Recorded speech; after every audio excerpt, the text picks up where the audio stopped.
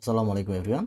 এই সমস্যাটা দেখো, এখানে বলছে integration of e to the power x by two plus e to the power minus x by two dx.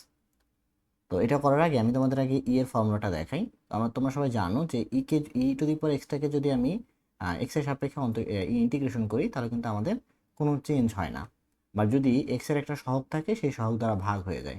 আমি তোমাকে একটু দেখাই যে আমাদের ফর্মুলাটা কেমন ছিল, যে integration of e to the power m x dx. এটা করলে কি আসে, যে এক্স এর যে সহগটা আছে এম, সেই এম দ্বারা ভাগ হয়ে যাবে, তাহলে 1/m e to the power m x, আর এখানে হবে প্লাস সি। এটা আসলে কি তোমরা সবাই জানো। তাহলে দেখো আমি এই যে এক্স এর সহগটা ভাগ হয়ে গেছে নাকি, তাহলে এখানে দেখো এখানে কিন্তু এক্স এর সহগ আছে, এখানে কিন্তু এক্স এর সহগ আছে, সেই সহগ দ্বয় দ্বারা কিন্তু আমাদের আলটিমেটলি ভাগ হয়ে যাবে।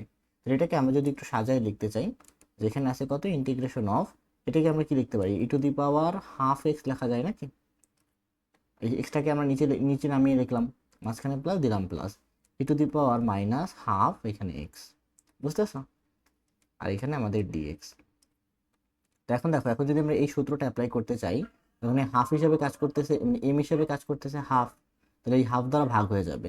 হাফ দ্বারা ভাগ হয়ে গেলে আলটিমেটলি উল্টে যাবে, উল্টে গেলে টু পরে চলে আসে, তাহলে এটা হবে two e to the power half x, মাঝখানে মাইনাস, কারণ এইখানে একটা মাইনাস আছে, তাহলে minus two e to the power minus half x plus C.